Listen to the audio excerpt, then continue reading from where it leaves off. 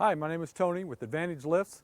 This is your exciting day. You're bringing home your lift on your trailer, and I'm going to show you an easy way to get it off of your trailer so you can put it into your garage and get ready to build it. Some things you might need to have is a couple of casters to be able to put under there so the lift can move, and then either a material handling lift or a cherry picker engine hoist to help you with the weight. It's two items that would be nice to have to make it a lot easier for you to put it together. First thing we're going to do is take off the banding, the cardboard, get it unwrapped so that we can take it into the garage.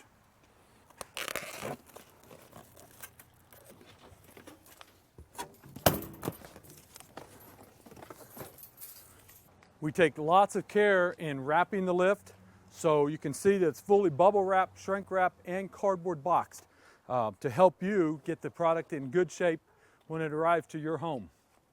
We put plywood board underneath this bottom track so that when the forklifts go to handle it, it doesn't mess up the bottom of your track.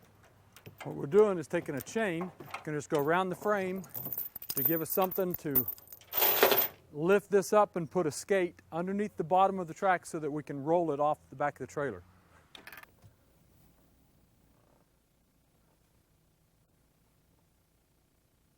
So what we're going to do is we're going to pick this end up. I've got my helper on the other end lane. He's going to push. We're going to roll this to the back of the trailer, set this end on a skate over on this side, and then pick that end up and drive the trailer out. Simple. Okay, now that you got the lift inside the garage, it's important to know where you want your power unit to set. You have two choices. It can either be on if the car's setting on the lift, it can be on the driver's side front post or passenger side rear post. This one we're going to set up with it being on the passenger side rear, and it's important that you have a hydraulic fitting that comes out this hole right here. It's important that you know this because your track has to be set in where the power unit is going to be. So the post that the power unit is going to be is right here, and it hooks to this port. So we leave the hydraulic port, the 90-degree inside unhooked so it doesn't get damaged in shipping. So you take the double nut off, put it up through the hole and insert it through, and then put your jam nut on the back side to hold it in place. And tighten that up with a 3/4 inch wrench. So that means the power unit will be right here at this post, and we'll hook the power hose to this port. Now we're going to unpack everything so that we have just the legs taken out and all the parts. We're going to put all the parts in one spot so you can see them all together.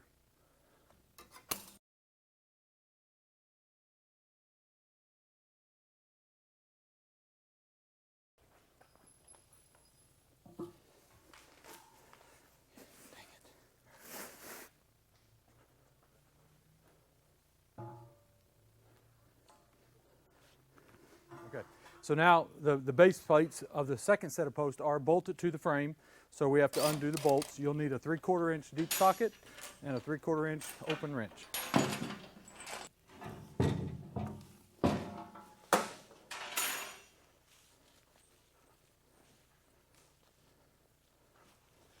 Okay, it's important once you get the post out and stood up that you have the cutouts for the locks on the outside of the lift. So your lift is sitting here, they're on the outside of the lift as well as the ones over here. So you have a right and a left post, and you need to have it so when you put the cross arms on, the locks line up to the holes in the post. Now we're going to remove the cross arms. 2 people, heavy.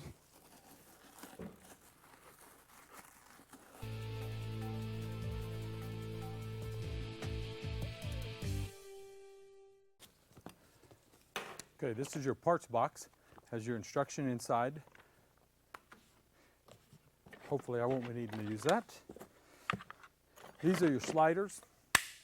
These are your angle sliders, UMHW material.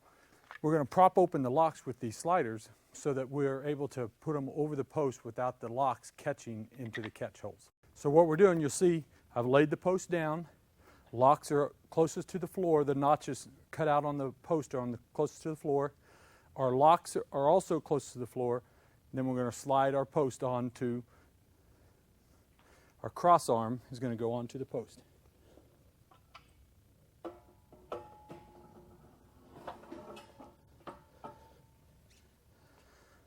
Once you get it on to that point, now it's a good idea to go ahead and put your angle sliders in so you don't scratch the post up going the rest of the way down to the locks. So we have our angle sliders that fit between the post and the slider bucket. This keeps it so you're not metal to metal.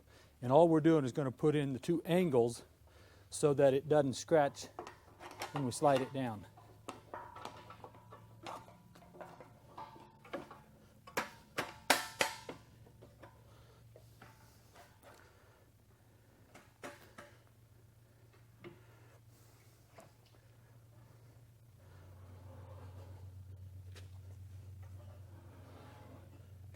Hold on. Now, it's important here, you want to set this on the 6th lock from the bottom. So you have these cutouts here. So we're going to set that on the 6th one. Go that side over there. 1, 2, 3, 4, 5. Pull out a lock. Set it down on there.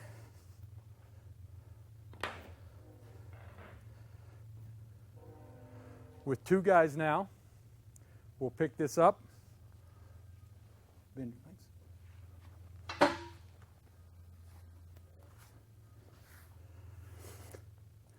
And you have an H formed with your locks. Locks are setting, engaged into the cutouts, just like what we said. Now we're going to put on the rest of our angle sliders into our cross arm. Now you'll notice we have one of them on each post is going to have a cutout. And what that cutout is for is so that it misses the lock. So when this is sliding on here, here's my lock, it has to be cut out so that the lock can insert in to that hole. So it's important that your cutouts, wherever the lock is on the cross arm, that one's going to go into that side. We have our H formed with our crossbar and two posts. An H formed with a crossbar and two posts, setting on the 6th lock from the bottom. And now we're ready to take off our packing bolts here on the end of this crate. This will raise up, and we're going to set the lip up on the crossbar on both ends. This is where you'll need to have a cherry picker or the material handling lift to let it do the lifting for you. If you don't have that, you can have a guy on each side undo the package bolt, pick it up, and actually set it up there yourself. Okay, oh, that's good. Now we're ready to unpack the package bolts.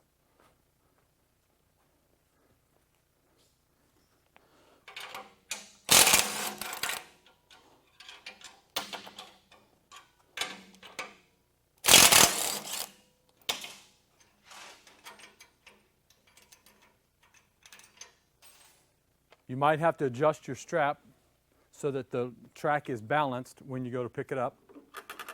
But once you do, you just raise it up.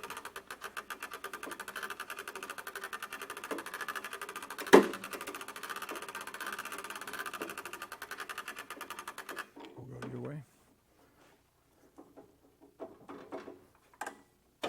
Pull it your way. Okay.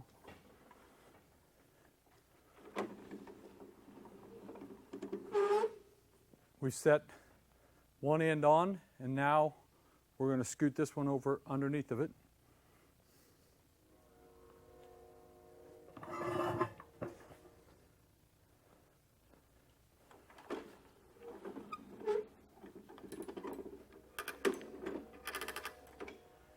We have the power track now set on the cross arms, and now what we're going to do is line up our bolt holes to put our bolt through the cross arm into the track.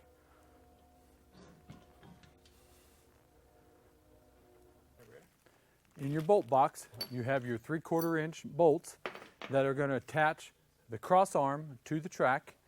And what you've got is the 3/4 inch bolt. You have a flat washer that will go on first. And then this is what's called the ramp clip. The bolt goes in from the outside with the flat washer showing, just like this. They go into the holes here on the side of the cross arm. And what you'll do now is line up your track so that these slide it all the way through and into, it goes through the cross arm and through the track. And then we're going to take a lock nut, a lock washer, and a nut to put on the back side.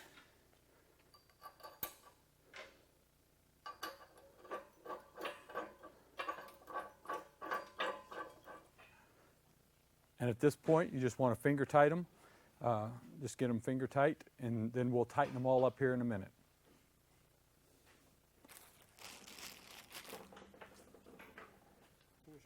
Now we'll do the same thing to this side over here.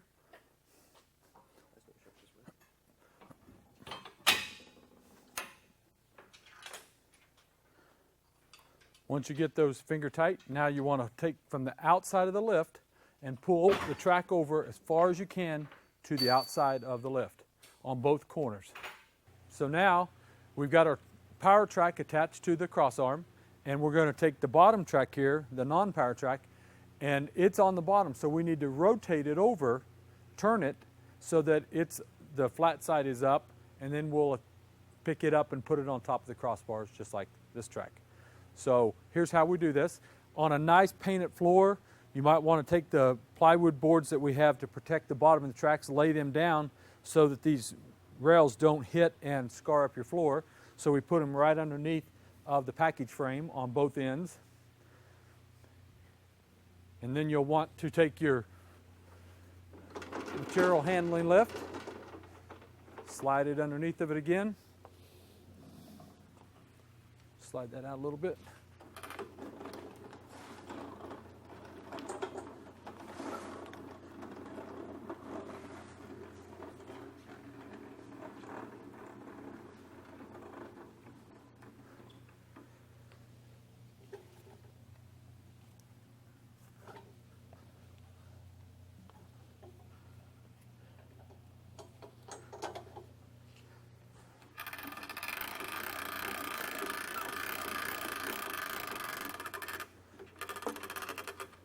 Once again, you got to kind of find the middle of your strap with the track.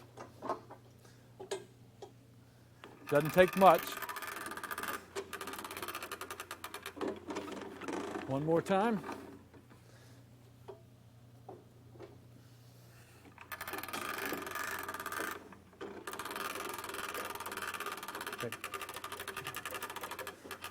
Okay, so we're going to raise this up.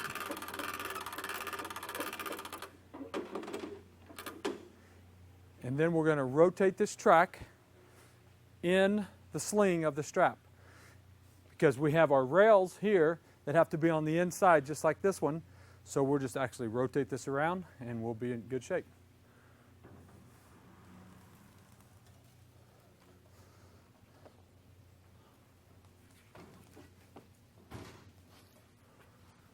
Okay, I'm going to raise it up just a little bit more.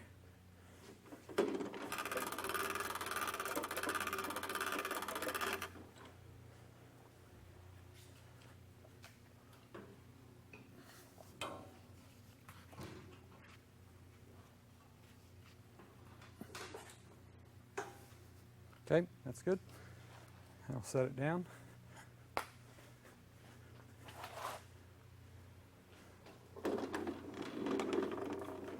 Lean it.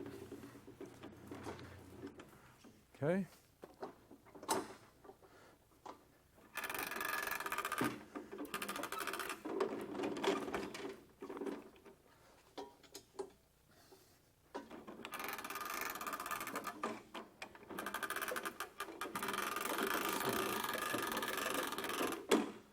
Okay, now we're going to take the end crates off of this one like we did the other one.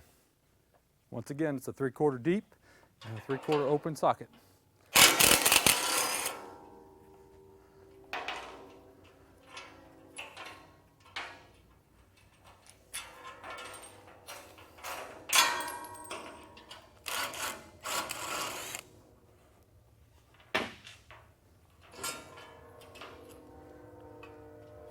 Got it? Detached from our packing crate. And so now we're going to raise this lift up above the cross arms at an angle. Take me that way, Lane.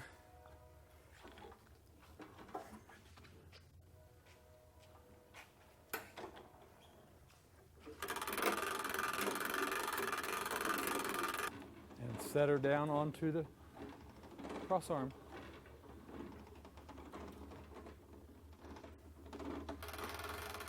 And now we're going to put on our ramp clips just like we did this time with the 2 3/4 inch bolts with the flat washer on first. Insert them into the hole.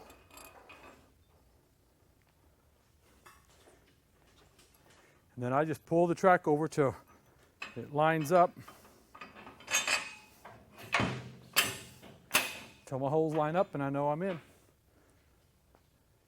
Now we're going to do the lock washer and a nut to put on the inside. And this will attach your track to the cross arm.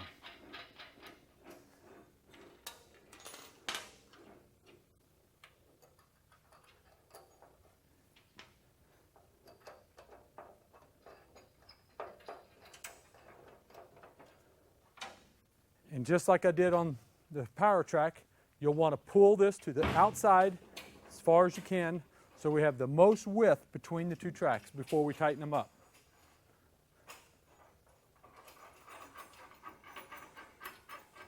Got it?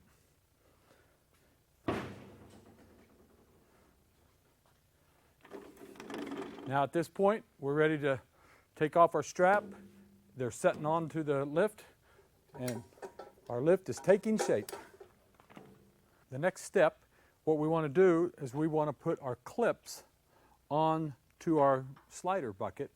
And what this does, we have a piece welded on the bottom so that our sliders cannot fall out through the bottom. So now by attaching this, this will keep the sliders when the lift is going down, they can't slide up and come out.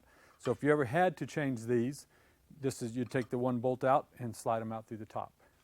And what this takes is a Phillips screw with a washer,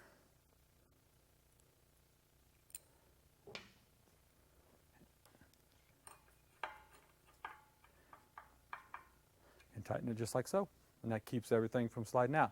You'll have 2 per post. We'll go around and do that. And there's one back here in the power unit that I need to show you that's a little different than the rest. Now inside the bolt package, you'll see that there is a conduit clip. This conduit clip is going to attach, the bolt will go on the outside of it and through the clip. We've determined that this is our post that the power unit is going to set on because we have our hydraulic port sitting right here, so this is going to be the power unit. So what we do with this conduit clip, it holds this hose up out of the way .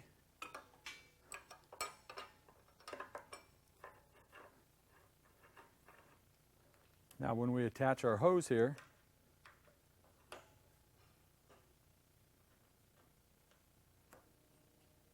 this conduit clip holds the hose on this slider bucket that goes up and down with the post, so it can never get underneath of it to be pinched.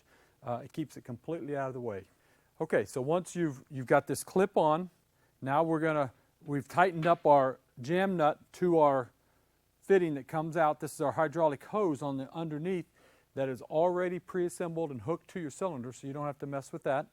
So the only one you're going to do is put this outside one on with a 3/4 inch wrench, tighten it up to where it's tight, and that'll be your only hose that you hook.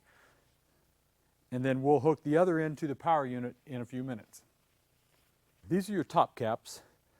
They go on top of the post that your cables will attach to. One of the top caps have 4 holes in it. They're pre-drilled and threaded for your convenience to be able to attach the power unit bracket to it. You're only going to use 2 of the holes. We put 4 in there so that you can position that bracket in 3 different positions. So you'll use 2 holes doing this direction, this way, or this way. And we'll show you how these go on to the post. But you have a left and a right. And so once you put the power unit one in, you're going to make the rest match it to be the same. We have determined that this is where the power unit is going to set on this post because we have a hydraulic fitting and we have the top cap that has the 4 holes in it. And we're going to insert this as a tube that will insert in on top of the top of the post. You want to make sure that the hole for the cable is going to be lined up with this pulley. So your cable is going to run right up here and into this top hole. So it will go on just like this. Drop it right in. Make sure you keep your fingers away because that will hurt. Okay, on these top caps, there's a right and a left. You have a straight cut, and then you also have an angle cut. Okay, when you insert this in, you have the straight cut here, that's facing to the inside of the lift, and then the angle cut is facing to the back post, to the opposite end of the post. And that's how you have to set each post up so that you get the correct top cap in the right or left post. So once again, we have the straight cut, we have the angle cut. The straight cut's going to be facing on the inside, so I'm going to insert this. Just like so. I have the straight cut on the inside.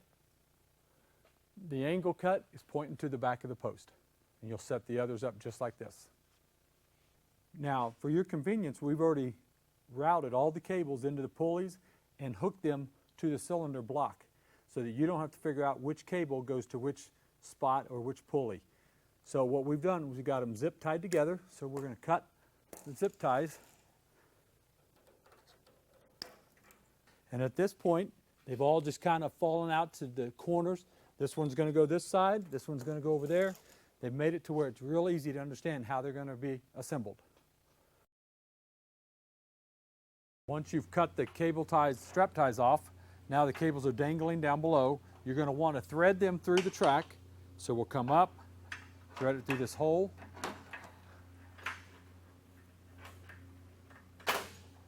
Pull her out, making sure we're still on the pulley on the inside. And then this will go around this pulley, and then it's going to go up to the hole that's in the top cap up above. All right, so same thing with this one. We're going to come up, route it through,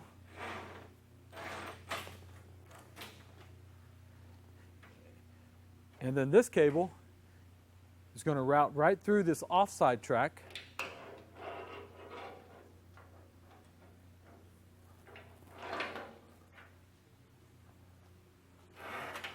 It goes straight through the track, and then we're going to go around the pulley, and then it will go straight up to the top cap in the hole. Coming through the off track, and then it'll go around the pulley. Now you can see that we're not long enough to go up to that top cap. So what we have to do is pull on the cable, which will extend the cylinder out enough to where we have cable length to go up to our top cap. And that's what I'm going to do at this point. So with the cable wrapped around the pulley, what I'm going to do is just give it a pull, and that's pulling out the cylinder. You can hear the air escape from the cylinder as it's going. You just want to get enough to where you get to the top cap.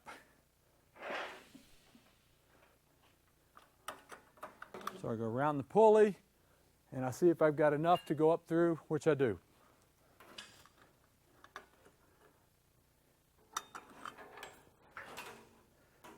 And I just lay them across the pulley like this and let them hang, because once I get the tracks all tightened up, then I'll crawl up onto the lift and put them all onto the top caps, put the cables through the top caps. I want to tighten up all of my bolts that are holding my tracks to the cross rails, and what I need is a 1 1/16 deep socket and a 1 1/16 open end wrench. You put it to the inside, and then you're going to tighten it up.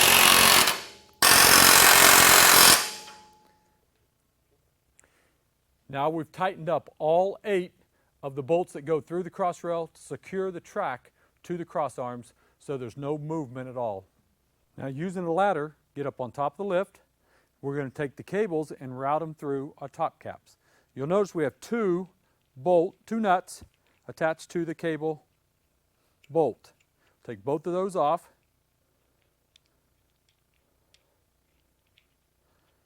Run your cable up through, and both nuts go on top. One is the first nut, and then you have the jam nut that will go on top. To start off with, all you want to do is just make it go down to where it's flush with that second nut so that your cable now is flush right here, and that's how you want to set it to start with before we start doing any adjustments. And we'll do this to all 4 of the cables. Okay, now we're going to assemble our lock rods, which with this assembly here, you'll notice we have 2 long lock rods. We have a T handle short T-bar, and then we have a handled T-bar. You have 8 Heim ends, and you have 2 rods that you will need to insert the Heim. Just screw them right on, just like so. So we have 2 rods with Heims hooked to it. You have your number 6 Allen wrench head bolts and 4 lock washers. When we put these onto the lock, we'll put the Heim in, the lock washer on the back side. You'll see it when I put it together. That keeps this away from the lock so that the Heim actually swivels, gives it room to swivel. The first thing we're going to want to do is take our eye bolt, put the nut on. Inside the cross arm is threaded, so you're just going to thread this in 3 or 4 turns, and then put the jam nut up beside it. Use a 9/16 and a screwdriver in so that you can keep it straight. Tighten it down, just like so. Now our lock rod will run through this. Next thing we'll do is take one of the long lock rods. There's a nut on each end. You will have to remove that nut to insert it through the eyelet. Put the nut back on. This is a jam nut for the Heim. Now we're going to put our Heim in on. About 2 turns. And then, as I was telling you earlier, we're going to take the bolt, the Allen wrench number 6 bolt, run it through, put a lock nut on the back side of it, and then you can see that our lock is already threaded, and this will insert right into here. And you can use a number 6 Allen wrench, or if you have a socket Allen, it's a lot quicker.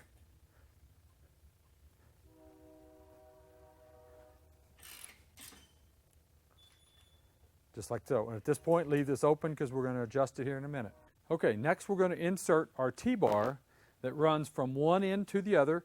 This is the T-bar without the handle is opposite of the power unit. The power unit is going to be on that end of the lift. This one is going to be on the opposite end of it. So we want to take off a coupler.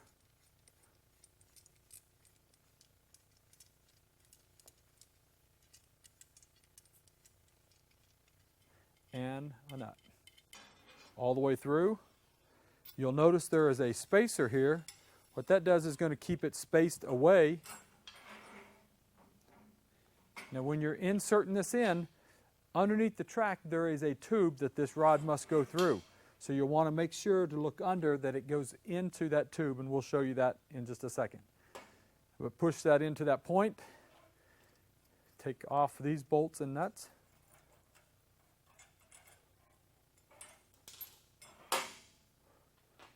And now we want to install our short lock rod.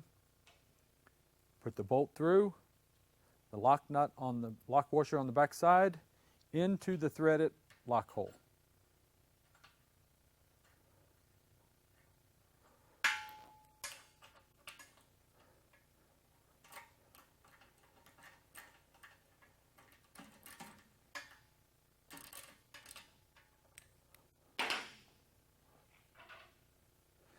Now we're going to put our other Heim joint on. Now we're going to install the Heims to this T handle. So what I want this is setting, this is 12 o'clock. I want to be just past 12 o'clock on my adjustments on my linkage rod. And then I will take the bolt, goes through first, a flat washer on the back side for spacing, through the handle, another flat washer, and a nut.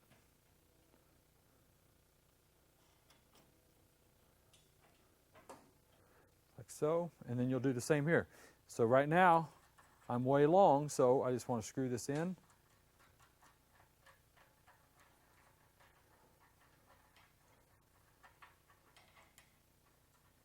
To where these will line up as well. Bolt, washer, through the handle, washer and nut.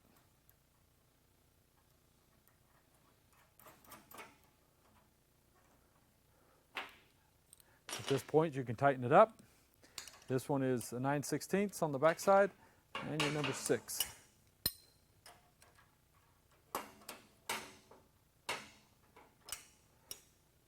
And then take your jam nuts with your 9/16 and go ahead and tighten those up.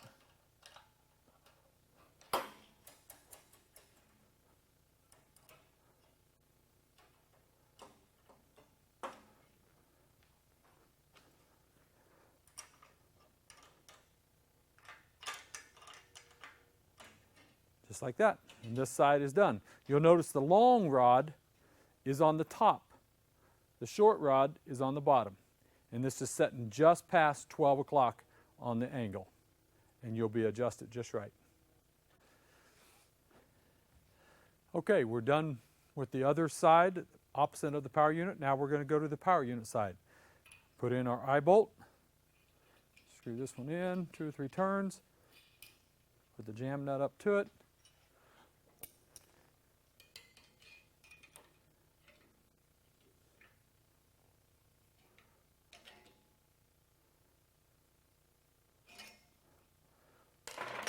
Like so.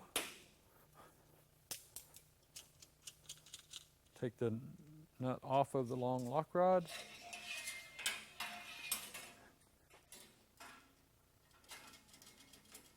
Put it back on. Put your heim joint on.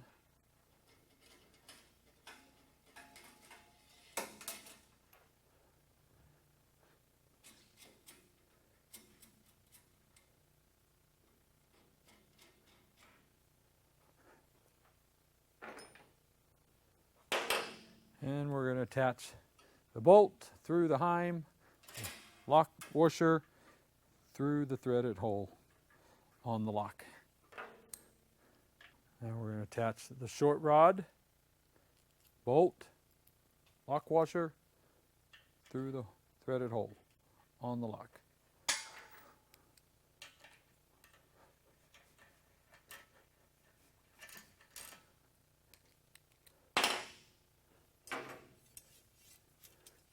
Now we have our handle that is near the power unit. The power unit is going to hang right off of this post here. So we want this handle to be near it. It's going to go through the hole. And then under the lift, once again, there is a tube that the rod has got to go through to make it be straight.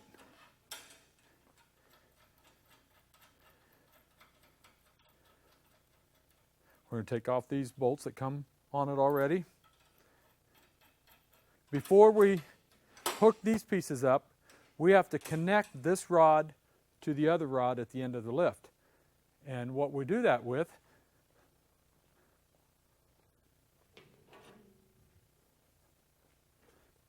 you notice we had 2 short rods, so this will be in the middle to join the 2 rods together so that when I operate it from this end, that will operate that T-handle at the other end to open the locks all from one place.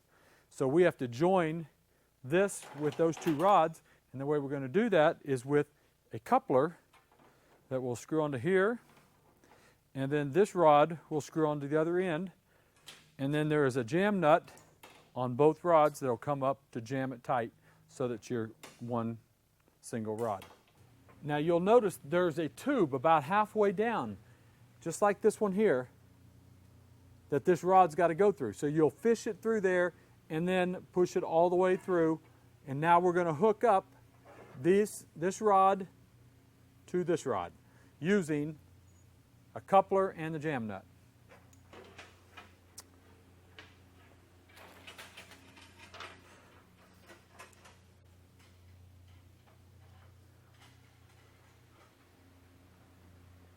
Okay, so now what we've done is we've got both ends joined with a coupler and got a jam nut on both sides. All you want to do is just start the threads on it, and then we'll go down to the handle and actually turn it. Since I have the off side of the power unit, the opposite of the power unit, hooked up to my locks, I'll be able to turn that handle and it'll thread itself in without having to do this all from underneath the lift. Okay, you can see that there's some slack in this handle. It moves back and forth. What we want to do is take that out, and what I was doing a minute ago is just turning that in, and that's going to take that slack out. You don't want to be tight. You want to get it to where there's just a little bit of movement, just like that. Okay, so now what we're going to do is hook up the linkage to this lock handle, and what we're going to do is use a bolt again, number 6, run through the heim, a washer, get this to where we're just past, almost to 12. As you see, this is not dead even 12, it's just coming on, 11:45-ish on the clock. And then you're going to put the flat washer and a nut.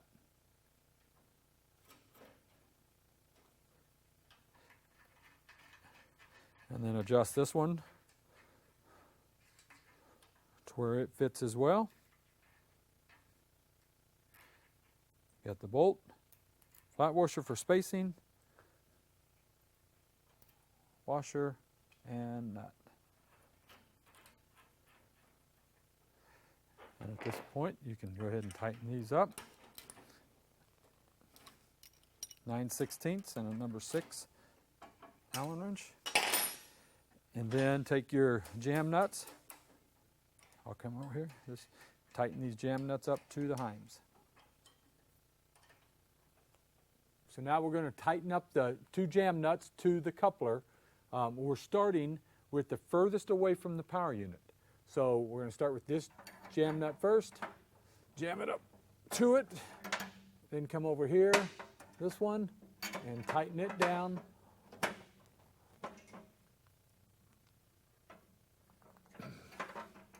Making a solid piece. Now it's all joined together, so when I turn it at the handle, it's going to turn my lock rod at the other opposite end of the lift. Now I got to do this to the other coupler that's down here by the power unit, and we go in order, the farthest away from the power unit all the way to the power unit, and in order to tighten them. Now we're going to install the power unit bracket. With this, you've got the bracket that holds the power unit here. You have the 2 holes on top of the bracket that will mount on top of your top cap. In your kit, you get a number 8 Allen wrench. You do a lock washer and a flat washer. There's 2 of them. Now in your kit, they usually send 2 extra in case you lose them. You got extras in there, but you're only going to be using 2. Now you have a choice of having the power unit mounted this direction, so it's inside, no wider than the lift, or it can be mounted on the outside, like you see a lot of lifts out on the market. But it's wider. So if you're not in a width restraint, you can put it on the outside. So you have 2 different locations to put this. I usually like it on the inside, so I'm not running into it when I'm walking through the garage. And so what I'll do is I'll get on top of the lift with my ladder, and then there's 4 holes on top of that top cap, and I'm going to put 2 using to hang this. I'll show you that right now. So with using the bolts, this is already threaded up here at the top. I'm going to insert them in. Use my number 8 Allen wrench.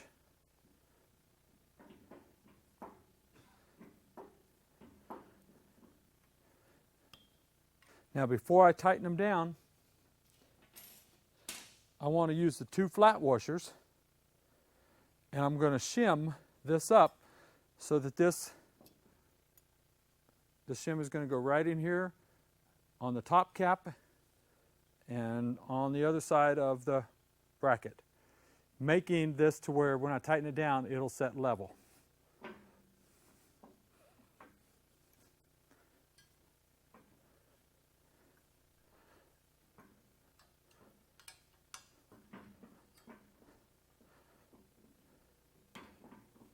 Okay, now we're going to we have 4 bolts that are going to go in for your power unit. And what we do is they're going to go onto the outer holes, the big holes on the outer. This one right here, we want to shorten up our bolt. So we're going to put a nut on first, take it about 3/4 of the way down, stick it through the hole, and put a nut on the back side. Adjust it to where you have about 3/4, ½ inch showing of threads. Then the rest of them, you're just going to put the bolt through, put on the jam nut.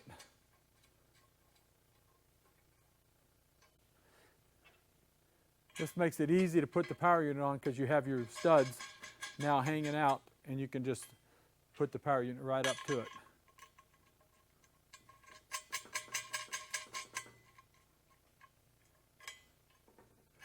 Leave them a little loose so you have some play when you put that power unit on. So now we're going to put the power unit. You can see it has a bracket on the back side that'll match these bolts. We're going to lift it up and put it on. This power unit is a 1.5 horse, 20 amp, 120 volt power unit.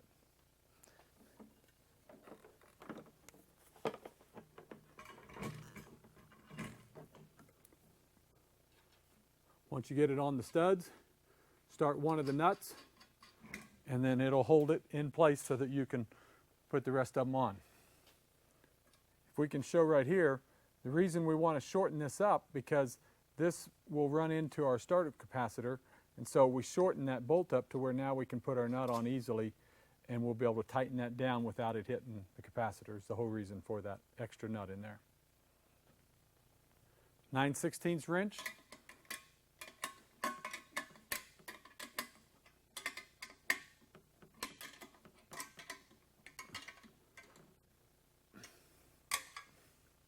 And there we go. We have the power unit mounted onto our bracket. Now that we have the power unit mounted, we're going to want to attach our 90-degree O-ring fitting. You can see there's a small O-ring inside there with a jam nut. So you're going to take that up to where it just comes up to the O-ring, and then this is going to screw into this open port. And you just turn it down to where it just starts to feel snug against that O-ring. Just like so, and angled back toward the post. Okay, now we're going to take the other end of the hose and hook to this 90-degree fitting. The 3/4 inch wrench. Snug this down. And then you'll want to adjust this to where it's just not touching the tank. So it's just right at it. And then with the 3/4 inch wrench, tighten up this jam nut. And that seals that O-ring against the housing to where now this doesn't turn, it's sealed, we're ready to go. And this hose goes around and connects to the track that goes to the cylinder. Okay, so now we're ready to add the oil. You'll need a small funnel because this has a small port into this tank. So you need a small funnel with a little hole. Then an assistant to hold that for you. And then what we use is AW32 hydraulic oil. You can buy that at O'Reilly's, AutoZone, Advanced Autos, anywhere. You're going to need about almost 3 gallons of it to fill it completely.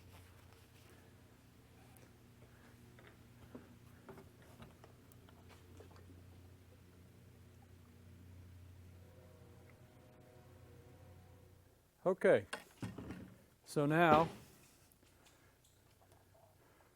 we have filled it to where there's a max line right here on this that says minimum, and then you can see on the edge right here, it's full right to the top. That's the amount we need to have. Okay, we're ready to now put power to this.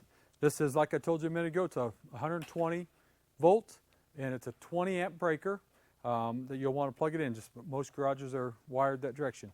If you have to use an extension cord, make sure you use a 12 gauge heavy duty cord, not a 16 or 14 because you lose too much amperage drop in that cord. Once it's plugged in, now you'll see that the oil is full. We're going to push the button here and that's going to run. It's going to pump oil out of this tank and fill up the big cylinder that's underneath this ramp.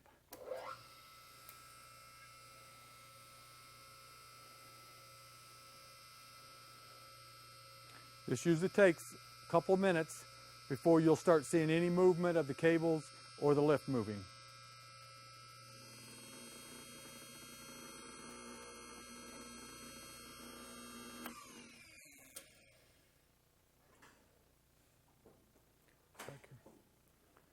Okay. Now, at this point, you're raising this up. You want to make sure that all your cables stay on the pulleys as things starting to get tight.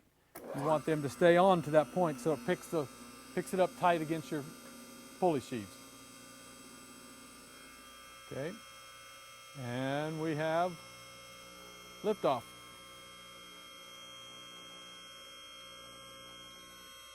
What you'll want to do is run this all the way to the top the first time out before you do any adjusting. You'll hear the locks clicking as it's going up through each one of the holes.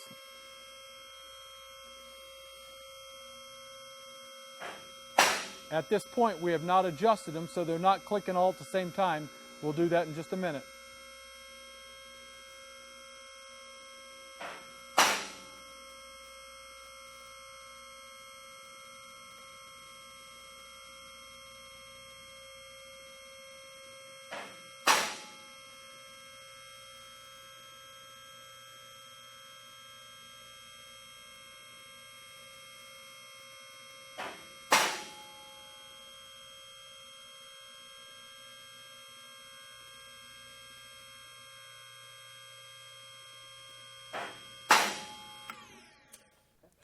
Now that we have the lift fully extended to the top, you'll notice that the cylinder rod is all the way retracted.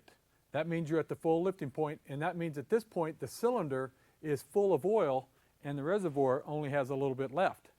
When the lift goes all the way down, it pushes the fluid back into this reservoir and fills it back up, and then the cylinder is empty. You'll notice on our lifts that we have some wheel blocks on our cable block that keeps this retainer straight, so it doesn't allow it to turn and scratch up the bottom of your lifts. You can see that we also use long swedges so that the cable end has got a long swedge on the end of it, just helping you more security built into your cable to where you don't have to worry about that swedge coming off. If you look at the opposite end over here, you can see the cables going around each one of the pulleys, and then we also have cable keepers. These bolts that run up right beside it it's right next to them pulleys. The cable cannot come out of the groove. That's a problem with four-post lifts, is that a lot of times that cable will jump off of the pulley, and then you've got problems. And with these being in here, that eliminates that problem. Now that we have the lift fully extended, we want to come down to bleed all the air out of the system. So we're going to open up the lock handles, and you'll notice that opens up the locks on all four corners. Then you have a hydraulic release valve you're going to push down, and that's going to let the lift come down. It's going to come down slow until all the air is out of the system. When it gets down to the end, you're going to see the tank here, air bubbles, bubbling up into that tank and letting you know that it has bled all the air out of the system. One of the reasons why this goes slow is because built into our cylinder, we have a flow restrictor. It's a small orifice that only allows that fluid to come in and out at a slow pace. So that if you ever had a hose break, you don't have to worry about the lift dropping at a fast speed, because it's only going to come out as fast as it does right now. It just would go into the floor instead of back into the tank if a hose would happen to break. First time down, you're also going to notice that it's going to align the post. When these cross arms go down with those collars wrapped around them, it will straighten up the post and line them up automatically as you go down.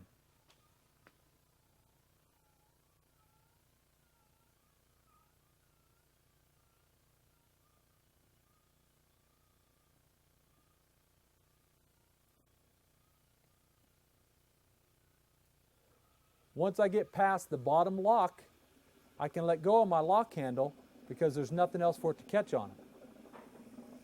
And you might be able to hear or see the air is now bubbling back into this tank, letting me know that I am bleeding all the air out of the cylinder.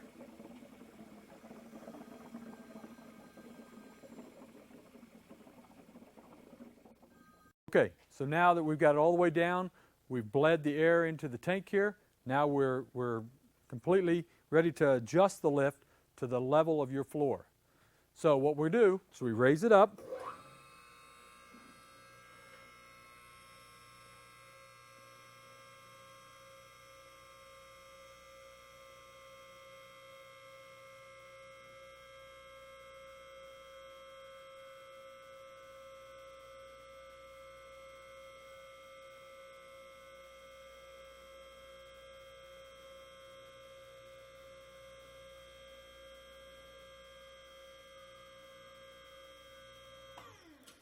And what we're going to do is we're going to use this slider that's sliding up the post as a gauge. So we're going to make this to be flush to one of the lock holes. So the top of this slider is flush to the bottom of a lock hole on this post. And then I'm going to come over to this post. As you see, this one is 1/4 to 1/2 inch below being flush. So to adjust that, all we're going to do is at the top of this cable there's a nut. We're going to tighten that up 1/2 inch, and that will raise this up to where this is flush. And then I'm going to do the same thing with the other 4 posts. This one over here is a full inch, 1.25 down. So we will adjust these up by tightening up those cables, and then we want those locks to all fire at the same time and be good and level. Okay, now we're going to check for the levelness to make sure that after we've adjusted it that they're all level. I've got this one flush to the bottom of a lock. Let's look over to this side over here. You'll notice I'm flush here. Let's go to the back post, and you'll see that we're flush here to the bottom, and the other post we're flush here. That means that now that the lift is setting level to the floor. So if your floor has a little slant on it, the lift will set just like it would be on the floor. So the whole object of having it level is that you want the locks to fire all at the same time when it goes up. And so now I'll turn it on, and you'll listen to the lock, and you'll hear the one click, meaning that all the locks are engaging at the same time.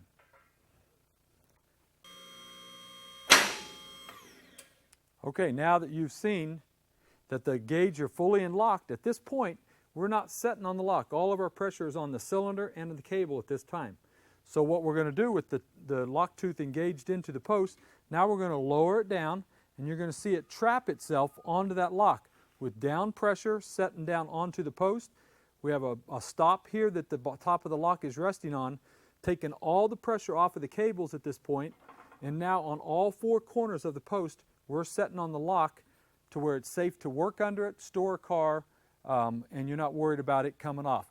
You can't take it off the lock until you actually raise the lift up. So you have to raise it up till this handle moves about 1/2 inch. When you see this handle move, it tells you now that you can open this up. That opens up all 4 locks on each post. We have a high tension spring on there to where if something were to go wrong, you let go of this and you'll see that the locks fire back into the post and will stop at the very next lock hole for safety. Now if you were going to lower this lift, you have to open up this lock handle, which disengages the locks, and hold it as you release the lever here on the side, the hydraulic lever. Now the lift will go down with ease. Once you get past the very bottom locks, you can let go of this lever and it'll go all the way to the bottom.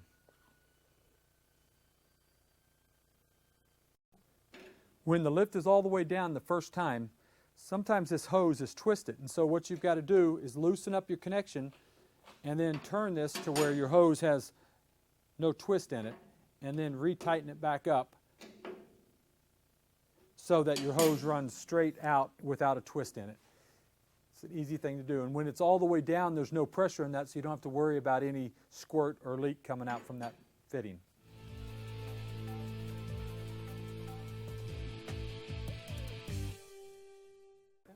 Okay, next we'll be installing our jack tray. This is a rolling jack tray. You'll notice that we have casters that roll right on this channel. It makes it so much easier to roll our tray from back and forth without it sliding on the top of your lift. Now you want to adjust this to where it's in the middle, so you want to look at kind of a gauge to how far away you are on both sides, and then what you want to do, Lane, take and tighten up. You're going to tighten one side with a number 6 Allen wrench.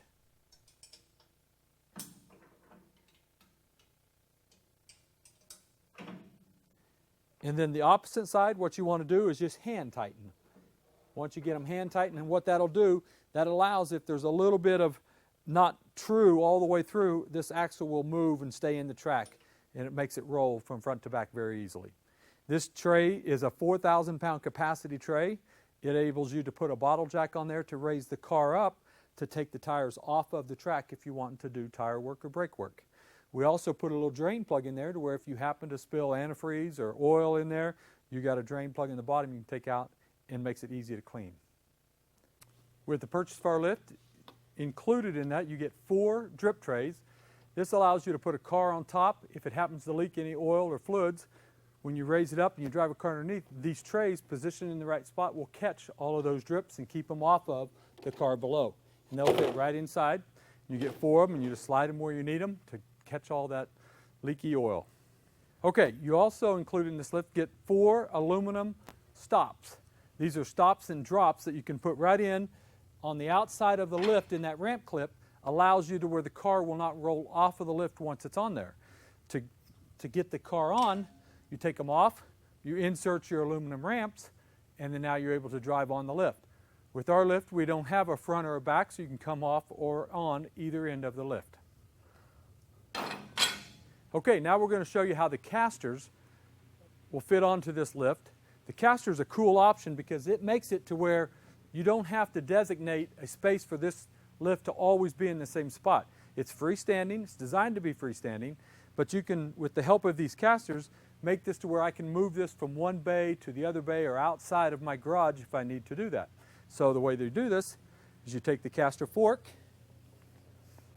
you raise the lift up to the first lock like it is right now, take the fork, go around the leg with the pin going through the hole, through the other side, and then you have a clip that goes on to the outside, holding it into place. Do that on all 4 posts, and then we're ready to lower the lift. The casters are installed. Now we want to lower the lift down to where the cross arm fits inside of these saddles. And as the lift continues to go down, you get a cantilever effect. It pushes down this part of the fork and raises up the legs with the weight of the lift. So we'll open up the locks, let the lift go down. One thing to watch for is to make sure that your saddles are lined up right here, that you see that they're going into the cross rail.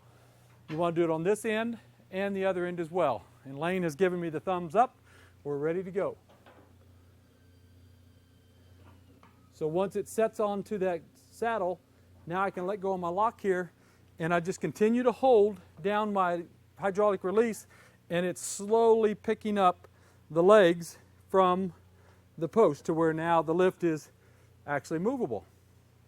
Now if you want to get it up a little higher, if you have to go out of a bump in a garage, then sometimes by you standing on the lift and holding that valve down, the little extra weight lets them legs come up just a little bit higher. And as you can see now, we got a good 1.5 to 2 inches off the floor. A thing to know is you want this fork to be level. The more level it is, the easier for them casters to actual caster and move when you move it around in the garage.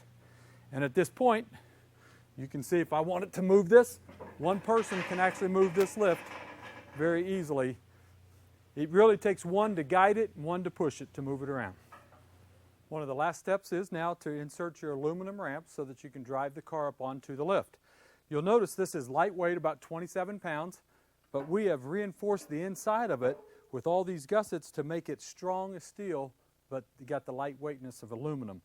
And what you do is you've got a lip here, pull out your ramp stop, and you insert this right into that same groove, and you'll notice that sets directly onto the floor. So now you have a 4.5-inch raise to drive up onto the lift. With this down here, I can drive a brand new C7 Corvette right up on here with have no drag absolutely at all. Another nice thing about this lift is you have storage for your aluminum ramps right on board on the lift. It's one less thing you have to have leaning up against the wall in the garage.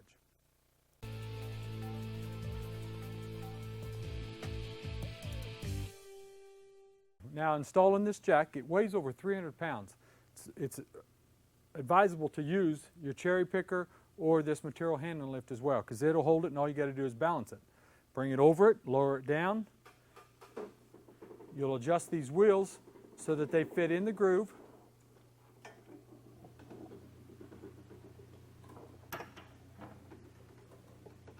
Okay, wait.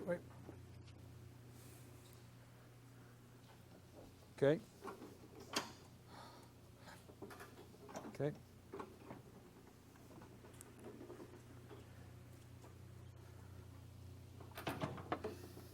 Just like so.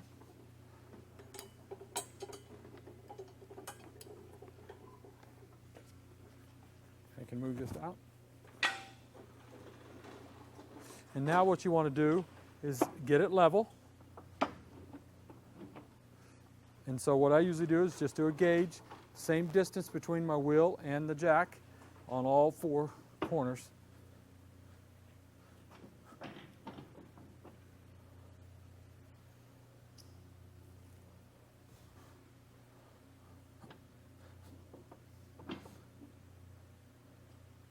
Just like so. And then I'm going to tighten up my jam nuts on the outside with my number 6 Allen wrench.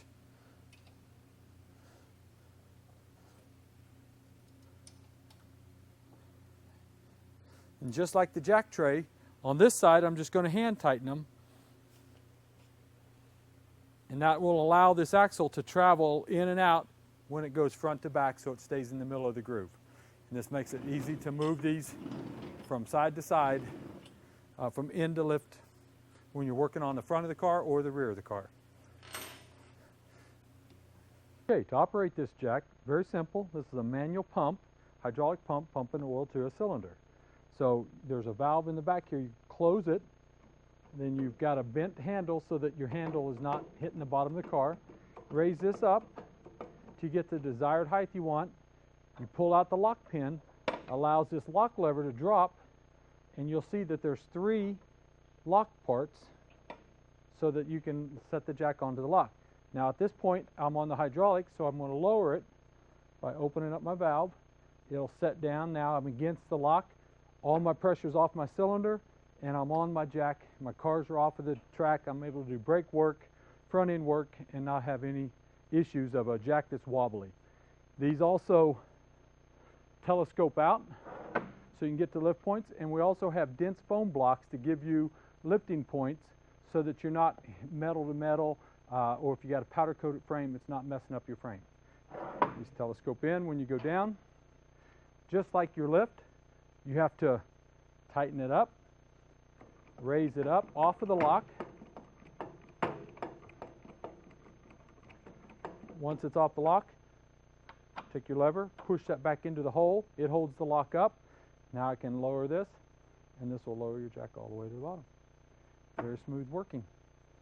This is for drive over clearance, just right at 3 inches above the track for drive over clearance.